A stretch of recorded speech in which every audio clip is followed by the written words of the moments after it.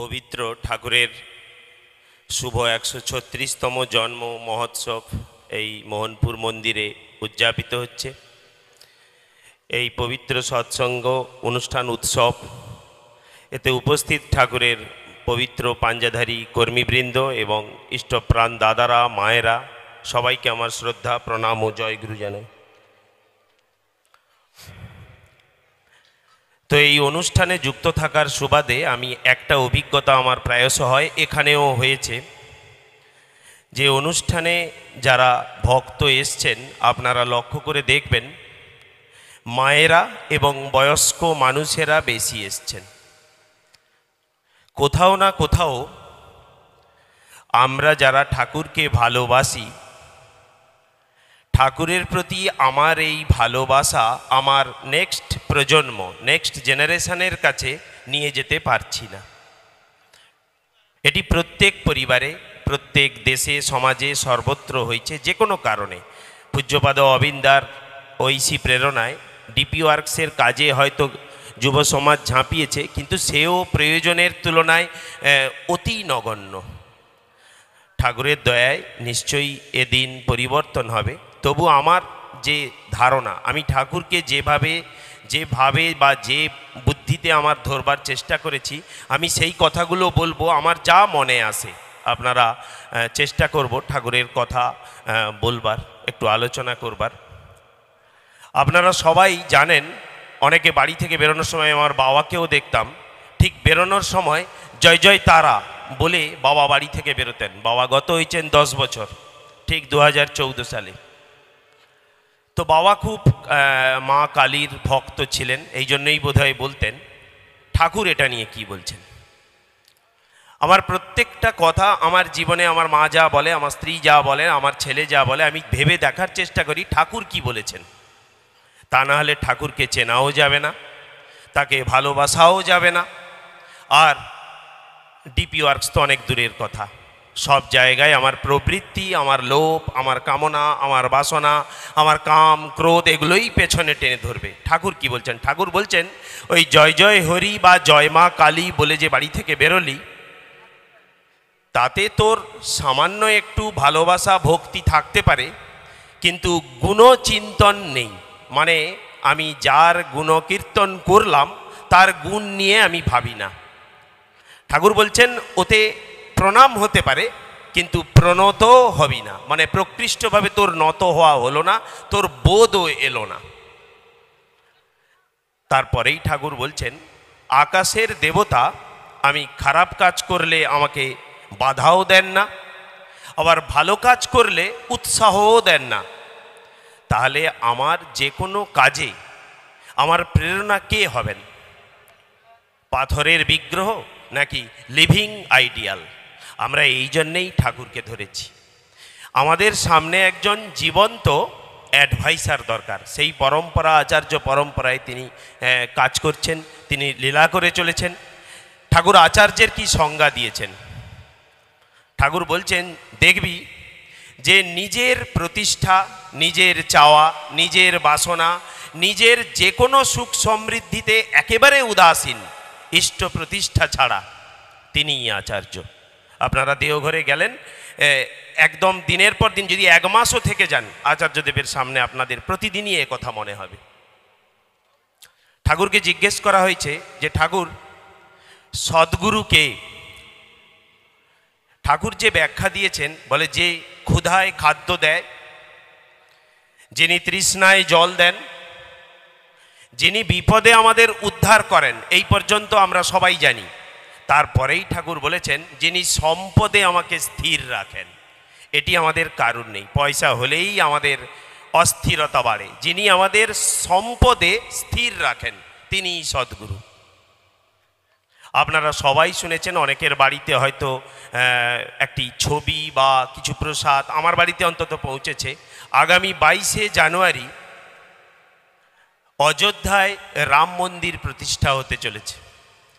ভগবান রামচন্দ্রের শ্রী বিগ্রহ প্রতিষ্ঠা হবে, প্রাণ দেওয়া হবে। আপনারা, আমি একটি বাড়িতে ডিপি ওয়ার্কসে গেছিলাম। আমার যদিও অভিজ্ঞতা নেহাতি ক্ষীণ, মানে 2-10টা বাড়িতে কি 10টা 20টা বা 5-7টা 10টা গ্রাম ঘোরা, খুব একটা অভিজ্ঞতা নেই। তবু একটি বাড়িতে এই ডিপি ওয়ার্কসের কাজে যেতে ওই বাড়ির বড় ছেলে হঠাৎ বেরিয়ে এলো, বলে আপনারা যে অত দীক্ষা করছেন, আপনারা জানেন আগামী 22শে জানুয়ারি অযোধ্যায় রাম মন্দির প্রতিষ্ঠা হতে চলেছে। আপনারা আগে বলুন এটা নিয়ে আপনারা কি ভাবছেন? দেশে যখন হিন্দুদের উপর অত্যাচার হয় কই আপনারা তো প্রতিবাদ করেন না। ঠাকুর কি বলেছেন? ঠাকুর রাম মন্দির প্রতিষ্ঠা নিয়ে বলেননি। ঠাকুর বলেছেন আমাদের দেশের গভর্নমেন্ট কীরকম হওয়া উচিত। অসাধারণ উদাহরণ দিয়েছেন। বলে জানিস আমার পছন্দ হচ্ছে রামরাজ্য হবে। সবাই আমরা বলি না ও রামরাজ্য ফিরে আসবে। ঠাকুর ব্যাখ্যা দিয়েছেন, বলে জানিস রাজাও থাকবে, পার্লামেন্টও থাকবে। ব্রিটিশদের যেমন আছে, ইংল্যান্ডে এখনও আছে, পার্লামেন্টও আছে, আবার রাজাও আছে। ঠাকুর বলছেন রাম রাজা ছিলেন, কিন্তু তার ক্যাবিনেট সেক্রেটারি ছিলেন বশিষ্ঠ। তার নির্দেশে তিনি শাসন পরিচালনা করতেন। ঠাকুরকে জিজ্ঞেস করা হয়েছে এটি কেন? না, যে মানুষ লোককল্যাণ করতে চায়, যে মানুষের সেবা করতে চায়, তার জীবনে যদি ইষ্ট না থাকে সে কখনোই কোনো শুভ কাজ করতে পারে না। ঠাকুরকে জিজ্ঞেস করেছে ঠাকুর একটু বুঝিয়ে বলুন। বলে যে ইষ্ট গ্রহণ করেনি সে যখন শুভ কাজ করতে যায় সে প্রবৃত্তির কবলে পড়ে যায়। দেখা গেছে তার শুভ করতে চাওয়ার পেছনে, এটি আপনারা ভুরি ভুরি উদাহরণ পাবেন, দেখা গেছে তার শুভ করতে চাওয়ার পেছনে হয় অর্থের লোভ আছে, নয় যশের লোভ আছে, নয় মান প্রতিপত্তি, এমনকি ঠাকুর শেষে বলেছেন মেয়ে ছেলের প্রতিও লোভ থাকতে পারে। ঠাকুর বলছেন যে ভেজালকে ঠেকাতে গেলে ইষ্ট গ্রহণ প্রয়োজন। ইষ্ট মানে সদ্গুরু। তো তাকে গ্রহণ করলে আমার কি হতে পারে? আমাকে তো আগে জানতে হবে যে তিনি কে। আমরা তো ঠাকুরকে অনেক সময় না বুঝে জেনেছি বা না জেনে বুঝেছি, যে কোনো একটা, আর দুটোই বিপজ্জনক। ঠাকুর বলছেন সঙ্গ করলেই তাকে চেনা যায়। তিনি কি বলেননি? একদিকে বলছেন ঈষদ উষ্ণ গরম জলে যদি মধু মিশিয়ে কেউ জীবনে যখন তখন খায় তার কোনোদিন করোনারি থ্রম্বোসিস হবে না। তিনি একাধারে ডাক্তার। আবার একটু পরে বলছেন জানিস গরুর দুধ আর মোষের দুধ এক নয়। সঙ্গে সঙ্গে সামনে বসে থাকা ডাক্তারবাবু বলেছেন কেন, দুটোই তো মিল্ক। আমাদের তো মনে হয় chemical and physical character same. বলে সিমিলার, সেম নয়। ঠাকুর বলছেন, ঠাকুরের নিজের ভাষা, দীপরক্ষী দ্বিতীয় খণ্ডে বলেছেন, যার বাড়িতে বই আছে দেখবেন, ঠাকুরের অসাধারণ কথোপকথনের বই। বলে দুটো সিমিলার কিন্তু সেম নয়। সঙ্গে সঙ্গে সামনে যিনি পার্ষদ ছিলেন তিনি বললেন ঠাকুর একটু সায়েন্সটা বুঝিয়ে বলবেন। তখন তিনি আয়ুর্বেদের বই ডাকালেন, আয়ুর্বেদের বই নিয়ে আসা হলো। তাতে দেখা গেল গরুর দুধ আর মোষের দুধের কেমিক্যাল ক্যারেক্টার পুরো আলাদা, এবং দুটো মিশিয়ে খেলে গরুর দুধ ক্ষতিকারক পর্যায়ে যাবে, মোষের দুধ ক্ষতিকারক পর্যায়ে যাবে। বলে দুটোই ডেটোরিয়েট করবে, ঠাকুর বলেছেন। তারপরেই ঠাকুরকে বলা হয়েছে যে ঠাকুর আপনাকে যে ভালোবাসবো, আমরা ভালোবাসবো কোন স্বার্থে? আমরা আত্মস্বার্থী হব না ইষ্ট স্বার্থী হব? ঠাকুর বলছেন অত ভাববার দরকার নেই। তোমার আত্মস্বার্থ যদি ইষ্ট স্বার্থে হয় তাহলে আত্মস্বার্থে কোনো লোভ নেই, কোনো ক্ষতি নেই। আমরা সাধারণ মানুষ এই দুটো কথার কোনো মানেই বুঝতে পারেনি সাধারণভাবে। ঠাকুরকে জিজ্ঞেস করেছে ঠাকুর উদাহরণ দিয়ে বলুন।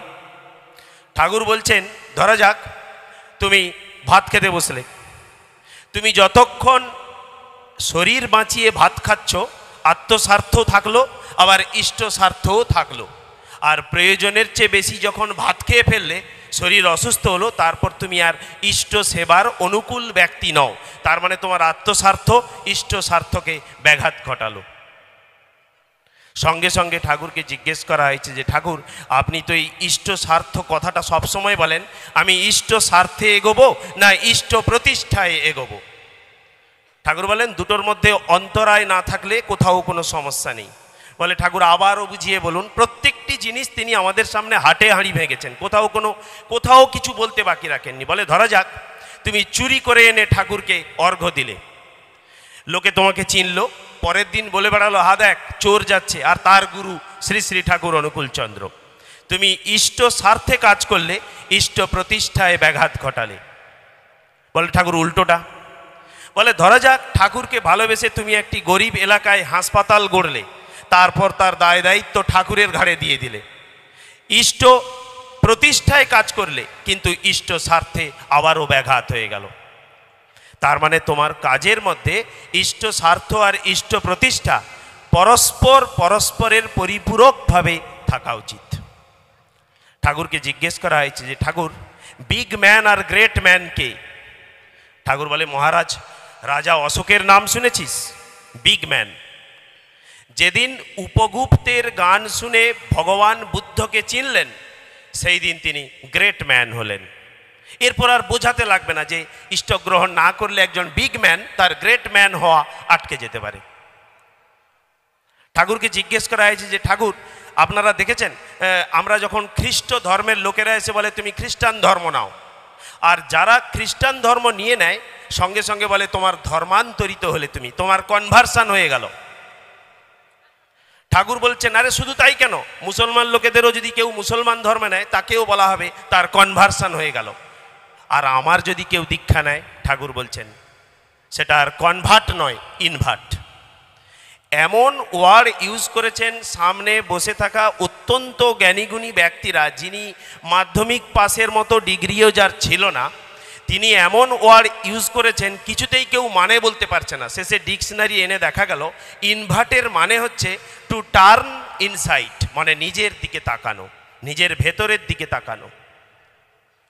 বলে আমার যে দীক্ষা নেবে তার ইনভার্সান হবে, সে আত্মসমীক্ষা আত্মবিশ্লেষণের মাপকাঠি পাবে, তা নাহলে তার প্রবৃত্তির নিয়ন্ত্রণ কি করে হবে?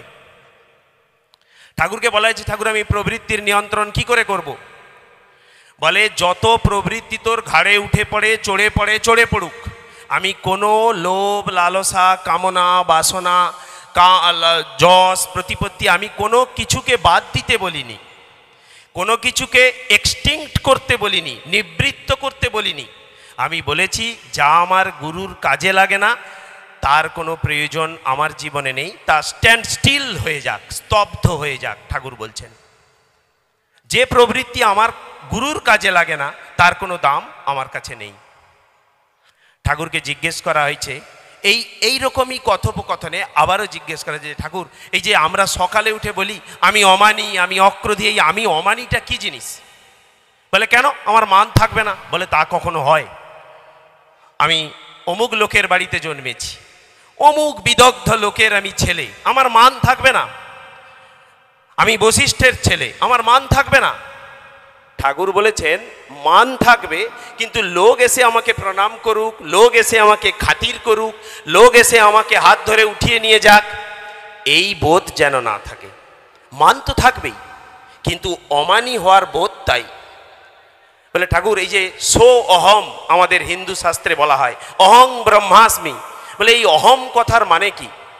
ঠাকুর কিন্তু কিসে যে জানতেন না, এটি একটি রহস্য। ঠাকুর বললেন দেখ তো, অহমের মানে হওয়া। আমিও জীবনে জানতাম না, আমার সংস্কৃতে কোনো জ্ঞান নেই।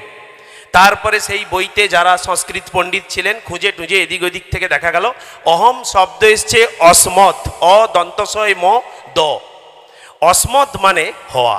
ঠাকুর তার মিনিং বার করেছেন ক্ষেপণ, ব্যাপন, আচ্ছাদন, নিক্ষেপণ, এইরকম, মানে কোনো কিছু হয়ে ওঠা। অতএব ঠাকুর বলছেন যে আমি যেখানে অহম মানে হওয়া জানি না, তার মানে আমি করতেও জানি না। এই জন্যই বোধহয় ঠাকুর বারবার জোর দিয়েছেন করো, হও, পাও। ঠাকুরকে আবারও জিজ্ঞেস করা হয়েছে যে ঠাকুর আপনি এই যে এত ধর্মের পথে অলৌকিকতাকে প্রশ্রয় দেন না কেন? আপনি নিজে এক ব্যক্তি বোয়াল মাছ কিনে নিয়ে যাচ্ছিল, তাকে দেখে বললেন খাস না, পেট খারাপ হবে, আপনি জানলেন কি করে? ঠাকুর বলছেন যা আমার জানার পরিধির বাইরে তাকে আমরা অলৌকিক মনে করি, কিন্তু যে কোনো মিরাকেল, ঠাকুর নিজের মুখে বলছেন যে কোনো মিরাকেল, এটিও দিব্যরক্ষী দ্বিতীয় খণ্ড, মিরাকেল ইজ ভেরি আনরিলিজিয়াস। যে কোনো অলৌকিকতাকে প্রশ্রয় দেওয়া অত্যন্ত অধর্মীয় একটি আচরণ। ঠাকুরকে আবারও ভক্তরা জিজ্ঞেস করেছেন যে ঠাকুর তাহলে আমি আমার প্রভুকে ভালোবাসবো, সেই ভালোবাসার কন্ডিশন থাকবে না থাকবে না, না আনকন্ডিশনাল হতে হবে? গুরু যদি 1 বছর কথা নাও বলে তবু গুরুকে ভালোবাসতে হবে। বলে ঠাকুর তাহলে তো আমার মন ভেঙে যাবে। ঠাকুর বলছেন তার মানে তুমি অভিমান করবে না? হ্যাঁ না, যার উপরে আমার অভিমান তাহলে তার চেয়ে আমার ওজন বাড়িয়ে ফেলেছি, এই অভিমানে আমার ক্ষতি হতে পারে। তিনি আমাকে ভালোবাসুন কিংবা নাই বাসুন, আমি তাকে ভালোবাসি।